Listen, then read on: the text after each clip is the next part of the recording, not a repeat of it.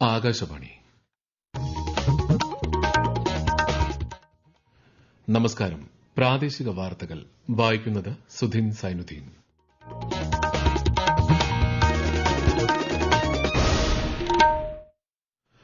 പ്രധാന വാർത്തകൾ.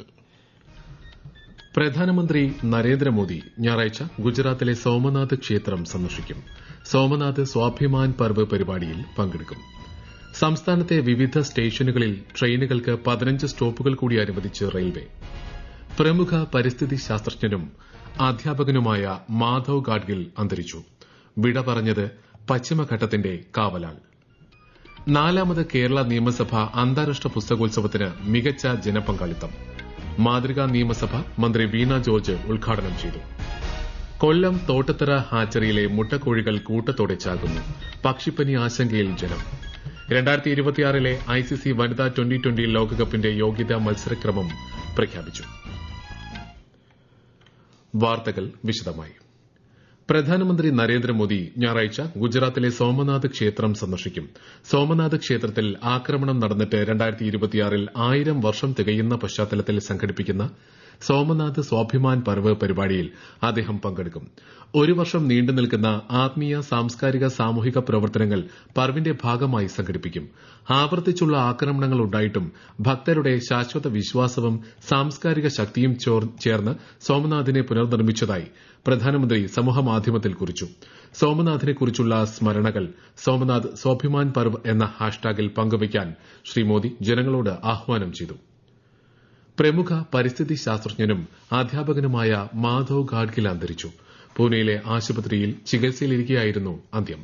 ഒരു റിപ്പോർട്ട്.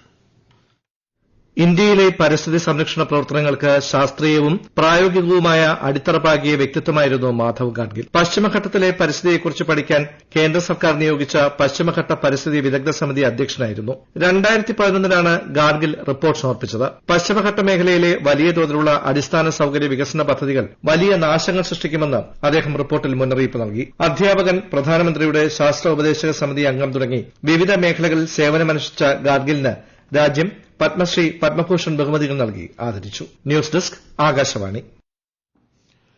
മാധവ് ഗാഡ്ഗിലിന്റെ നിര്യാണത്തിൽ കേരള ഗവർണർ രാജേന്ദ്ര വിശ്വനാഥ് ആർലേക്കർ, മന്ത്രി AK Saseendran, Wayanad MP Priyanka Gandhi, Ahmed Devarkovil MLA ഉൾപ്പെടെയുള്ളവർ അനുശോചനം രേഖപ്പെടുത്തി. വ്യവസായികൾക്കും വ്യാപാരികൾക്കും സാമൂഹ്യ പ്രതിബദ്ധത ഉണ്ടാകണമെന്ന് governor Rajendra Vishwanath Arlekar Kannur north Malabar chamber of commerce ഏർപ്പെടുത്തിയ ചേംബർ അവാർഡുകൾ വിതരണം ചെയ്യുകയായിരുന്നു അദ്ദേഹം. വികസിത രാജ്യമെന്ന ലക്ഷ്യം സാക്ഷാത്കരിക്കുന്നതിൽ വ്യവസായ സംരംഭകർക്ക് പ്രധാന പങ്കുവഹിക്കാനാകുമെന്ന് ചടങ്ങിൽ പങ്കെടുത്തുകൊണ്ട് സി സദാനന്ദം മാസ്റ്റർ MP പറഞ്ഞു.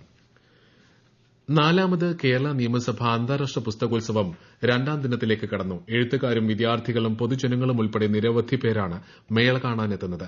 വിശദാംശങ്ങളുമായി ആകാശവാണി തിരുവനന്തപുരം ജില്ലാ പ്രതിനിധി രജു കോലിയക്കോട്.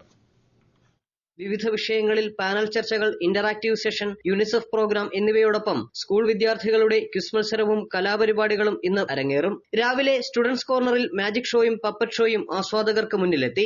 മേളയുടെ ഭാഗമായുള്ള തെയ്യത്തിന്റെ അവതരണത്തിനും ഇന്ന് തുടക്കമാകും. ഇന്ന് വൈകുന്നേരം 6:30 ഗുരുതി തർപ്പണം, പൂക്കുട്ടിച്ചാത്തൻ തിറയും രാത്രി 8 മണിക്ക് മുത്തപ്പൻ വെള്ളാട്ടവും നടക്കും. രാത്രി 7:30 R ശങ്കരനാരായണൻ തമ്പി ഹാളിൽ സംഗീത പരിപാടിയും അരങ്ങേറും. 4ാമത് കേരള നിയമസഭ അന്താരാഷ്ട്ര പുസ്തകോത്സവത്തിന്റെ ഭാഗമായി മാതൃകാ നിയമസഭ സംഘടിപ്പിച്ചു. ഗവൺമെന്റ് സെക്രട്ടേറിയറ്റിലെ പഴയ നിയമസഭാ ഹാളിൽ നടന്ന ചടങ്ങിൽ മന്ത്രി വീണ ജോർജ് ഉദ്ഘാടനം ചെയ്തു. നിയമസഭാ speaker N Shamseer, deputy speaker Chittayam Gopakumar, നിയമസഭാ സെക്രട്ടറി N കൃഷ്ണകുമാർ എന്നിവർ ചടങ്ങിൽ പങ്കെടുത്തു. കേരള നിയമസഭാ പുസ്തകോത്സവത്തിന് വരുന്നവർക്ക് പാർക്കിംഗിനായി 3 ഇടങ്ങളിൽ സൌകര്യം ഏർപ്പെടുത്തി. Sanskrit college ground, university college ground, LMS ground എന്നിവിടങ്ങളാണ് സജ്ജീകരിച്ചിട്ടുള്ളത്. ആളുകൾ ഈ സൌകര്യം പ്രയോജനപ്പെടുത്തണമെന്ന് സംഘാടകർ അറിയിച്ചു. സംസ്ഥാനത്തെ വിവിധ സ്റ്റേഷനുകളിൽ ട്രെയിനുകൾക്ക് കൂടുതൽ സ്റ്റോപ്പുകൾ അനുവദിച്ച് റെയിൽവേ. യാത്രക്കാരുടെ സൌകര്യം വർദ്ധിപ്പിക്കുന്നതിന്റെ ഭാഗമായാണ് നടപടി. BJP സംസ്ഥാന അധ്യക്ഷൻ രാജീവ് ചന്ദ്രശേഖറിന് അയച്ച കത്തിൽ കേന്ദ്ര റെയിൽവേ മന്ത്രി അശ്വിനി വൈഷ്ണവ് അറിയിച്ചതാണ് ഇക്കാര്യം. 15 സ്റ്റോപ്പുകളാണ് അനുവദിച്ചത്. ഗുരുവായൂർ എക്സ്പ്രസ്, പാലരുവി എക്സ്പ്രസ് ഉൾപ്പെടെയുള്ളവ ഇതിൽ ഉൾപ്പെടുന്നു. ഈ വാർത്തകൾ ആകാശവാണിയിൽ നിന്ന്. ആകാശവാണി വാർത്തകളും വാർത്താ അധിഷ്ഠിത പരിപാടികളും All India Radio News Thiruvananthapuram YouTube ചാനലിലും at All India Radio News Thiruvananthapuram Facebook പേജിലും AIR ന്യൂസ് _ ഇൻസ്റ്റഗ്രാം അക്കൌണ്ടിലും at AIR news _ TVM X ഹാൻഡിലും ലഭ്യമാണ്. കോട്ടയം, എറണാകുളം ജില്ലകളിലേക്കും കേന്ദ്രഭരണ പ്രദേശമായ ലക്ഷദ്വീപിലേക്കും ആകാശവാണി പാർട്ട് ടൈം കറസ്പോണ്ടന്റിനെ കരാർ അടിസ്ഥാനത്തിൽ നിയമിക്കുന്നതിന് അപേക്ഷ ക്ഷണിക്കുന്നു. അപേക്ഷകർ ജില്ലാ ആസ്ഥാനത്ത് നിന്നും 10 കിലോമീറ്റർ ചുറ്റളവിൽ സ്ഥിര താമസക്കാരായിരിക്കണം. കൂടുതൽ വിവരങ്ങൾക്ക് www.newsonair.gov.in, prasarbharati.gov.in/pbvacancies എന്നിവ സന്ദർശിക്കുക. അപേക്ഷകൾ സ്വീകരിക്കുന്ന അവസാന തീയതി ഈ മാസം 31. 2025 ഇന്ത്യയുടെ കാർഷിക സമ്പദ് വ്യവസ്ഥയെ ശക്തിപ്പെടുത്തുന്നതിൽ മൃഗസംരക്ഷണ മേഖല നിർണായക പങ്ക് വഹിച്ചതായി കേന്ദ്ര സർക്കാർ. 2014-15 മുതൽ മേഖല 12.77% സംയോജിത വാർഷിക വളർച്ച രേഖപ്പെടുത്തി. 2025 ദേശീയ ഡയറി വികസന പദ്ധതിയുടെ ഭാഗമായി ആയിരക്കണക്കിന് പുതിയ സഹകരണ സംഘങ്ങൾക്ക് അംഗീകാരം നൽകിയതായും കേന്ദ്ര സർക്കാർ പറഞ്ഞു. പാൽ പരിശോധന, സംസ്കരണം, ഗുണനിലവാരം എന്നിവ മെച്ചപ്പെടുത്തുന്ന അടിസ്ഥാന സൌകര്യങ്ങൾ വികസിപ്പിച്ചതായും സർക്കാർ വ്യക്തമാക്കി. കൊല്ലം തോട്ടത്തറ ഹാച്ചറിയിലെ മുട്ടക്കോഴികൾ കൂട്ടത്തോടെ ചാകുന്നത് പക്ഷിപ്പനി മൂലമാണെന്ന സംശയം. കൂടുതൽ വിവരങ്ങളുമായി ആകാശവാണി കൊല്ലം ജില്ലാ പ്രതിനിധി നീരജ് ലാൽ. ഗവൺമെന്റ് ഉടമസ്ഥതയിലുള്ള തോട്ടത്തറ ഹാച്ചറിയിലെ പേരന്റ് സ്റ്റോക്കിൽപ്പെട്ട കോഴികളാണ് കൂട്ടത്തോടെ ചാകുന്നത്. 5 ദിവസം കൊണ്ട് 400ഓളം കോഴികൾ ചത്തു. പക്ഷിപ്പനി പരിശോധനയ്ക്കായി ഭോപ്പാലിലെ ലാബിലേക്ക് അയച്ച സാമ്പിളിന്റെ പരിശോധനാ ഫലം അടുത്ത ആഴ്ച ആദ്യം ലഭിച്ചേക്കും. പക്ഷിപ്പനി ആകാമെന്ന സംശയത്തിൽ ഹാച്ചറിയിൽ മൃഗസംരക്ഷണ വകുപ്പിന്റെ നേതൃത്വത്തിൽ ജാഗ്രതാ നടപടികൾ സ്വീകരിച്ചു. അവശേഷിക്കുന്ന കോഴികൾക്ക് പ്രതിരോധ മരുന്നുകൾ നൽകി തുടങ്ങി. ജീവനക്കാർക്ക് ആരോഗ്യവകുപ്പിന്റെ നേതൃത്വത്തിൽ പ്രതിരോധ മരുന്നുകൾ നൽകി. 2026 ICC വനിതാ T20 ലോകകപ്പിന്റെ യോഗ്യതാ മത്സരക്രമം പ്രഖ്യാപിച്ചു. ഈ മാസം 14 മുതൽ ഫെബ്രുവരി 1 വരെ നേപ്പാളിലാണ് മത്സരങ്ങൾ. ടൂർണമെന്റിലെ അവസാന 4 സ്ഥാനങ്ങൾക്കായി 10 ടീമുകളാണ് മത്സരരംഗത്തുള്ളത്. T20 ലോകകപ്പ് മത്സരങ്ങൾ ശ്രീലങ്കയിൽ നടത്തണമെന്ന ബംഗ്ലാദേശ് ക്രിക്കറ്റ് ബോർഡിന്റെ ആവശ്യം തള്ളി രാജ്യാന്തര ക്രിക്കറ്റ് കൌൺസിൽ. ഇന്ത്യയിൽ സുരക്ഷാ പ്രശ്നങ്ങളില്ലെന്നും അതുകൊണ്ടുതന്നെ മത്സരങ്ങൾ മാറ്റേണ്ടതില്ലെന്നും ICC വ്യക്തമാക്കി. ചൊവ്വാഴ്ച ICC ഭാരവാഹികളും BCB അംഗങ്ങളും ഓൺലൈനായി ചേർന്ന യോഗത്തിൽ തന്നെ ICC വിഷയത്തിൽ നിലപാട് അറിയിച്ചിരുന്നു. SIRന്റെ ഭാഗമായുള്ള കരട് വോട്ടർ പട്ടികയുമായി ബന്ധപ്പെട്ട പരാതികളും എതിർപ്പുകളും ഈ മാസം 22 വരെ സമർപ്പിക്കാം.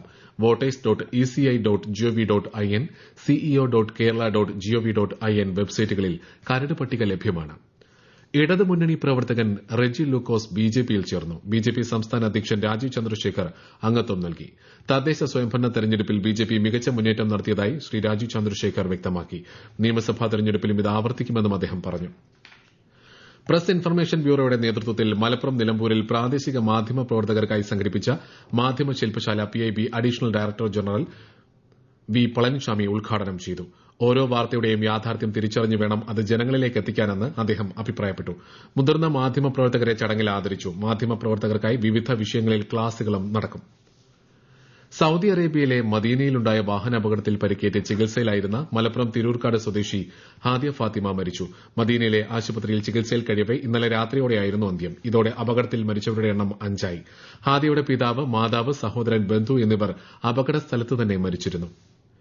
രാജ്യത്തെ ഓഹരി വിപണികളിൽ നഷ്ടം. സെൻസസ് 629 പോയിന്റ് ഇടിഞ്ഞ് 84,348ലും നിഫ്റ്റി 217 പോയിന്റ് നഷ്ടത്തിൽ 25,922ലും വ്യാപാരം തുടരുന്നു. സ്വർണ്ണവില കുറഞ്ഞു. പവന് 200 രൂപ കുറഞ്ഞ് 1,01,200 രൂപയും ഗ്രാമിന് 12,650 രൂപയുമാണ് ഇന്നത്തെ വില. പ്രധാന വാർത്തകൾ വീണ്ടും. പ്രധാനമന്ത്രി നരേന്ദ്രമോദി ഞായറാഴ്ച ഗുജറാത്തിലെ സോമനാഥ് ക്ഷേത്രം സന്ദർശിക്കും. സോമനാഥ് സ്വാഭിമാൻ പർവ് പരിപാടിയിൽ പങ്കെടുക്കും. സംസ്ഥാനത്തെ വിവിധ സ്റ്റേഷനുകളിൽ ട്രെയിനുകൾക്ക് 15 സ്റ്റോപ്പുകൾ കൂടി അനുവദിച്ച് റെയിൽവേ. പ്രമുഖ പരിസ്ഥിതി ശാസ്ത്രജ്ഞനും അധ്യാപകനുമായ മാധവ് ഗാഡ്ഗിൽ അന്തരിച്ചു. വിടവാങ്ങിയത് പശ്ചിമഘട്ടത്തിന്റെ കാവലാൾ. 4ാമത് കേരള നിയമസഭാ അന്താരാഷ്ട്ര പുസ്തകോത്സവത്തിന് മികച്ച ജനപങ്കാളിത്തം. മാതൃകാ നിയമസഭാ മന്ത്രി വീണ ജോർജ് ഉദ്ഘാടനം ചെയ്തു. കൊല്ലം തോട്ടത്തറ ഹാച്ചറിയിലെ മുട്ടക്കോഴികൾ കൂട്ടത്തോടെ ചാകുന്നു. പക്ഷിപ്പനി ആശങ്കയിൽ ജനം. 2026 ICC വനിതാ T20 ലോകകപ്പിന്റെ യോഗ്യതാ മത്സരക്രമം പ്രഖ്യാപിച്ചു. വാർത്തകൾ കഴിഞ്ഞു. അടുത്ത വാർത്താ പ്രക്ഷേപണം 12:50.